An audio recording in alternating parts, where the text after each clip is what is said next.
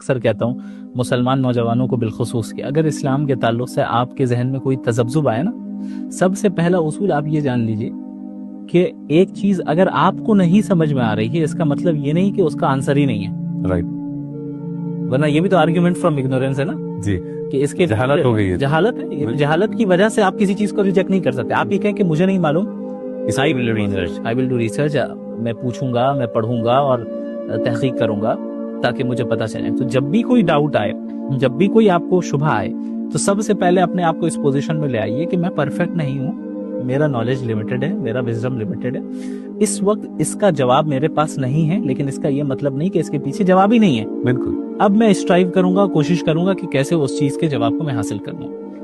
دوسری چیز، تمام انسانوں کی ذمہ داری یہ ہے کہ وہ تلاش کرے کہ گاڈ ریویلڈ ریلیجن کون سا ہے، رائٹ، نہ کہ man made religion. God revealed جو ریلیجن ہے، گاڈ کی طرف سے جو ریویل ہوا ہے، ظاہر ہے وہی ٹروتھ ہے، اور بغیر کسی بائسنس کے نیوٹرل ہو کر آپ تمام مذاہب کو پڑھیں، اس کے پریزرویشن کو دیکھیں، چونکہ کسی ریلیجن کے ٹرو ہونے کے لیے اس کا پریزروڈ ہونا بھی ضروری ہے. رائٹ، یعنی اگر آپ کو پتہ ہی نہیں ہے کہ اس کا اوریجن کیا ہے، اس کے اسکرپچر کا، اور کیسے پریزروڈ ہوا، یا یہ کہ بھئی اس میں تبدیلیاں آتی جاتی رہتی ہیں، تو ظاہر ہے اس میں کچھ بھی چینجز ہو جائیں گے. آپ اس کو تلاش کریں کہ کون سا ریلیجن ہے جس کے اسکرپچرز پریزروڈ ہیں، جس کے اسکرپچرز کا اوریجن بالکل واضح ہے، اور پھر اس اسکرپچر میں کیا ہے. آپ ان چیزوں کی بنیاد پہ جب کمپیریزن کریں گے تو آپ کے لیے ٹروتھ کو جاننا آسان ہو جائے گا.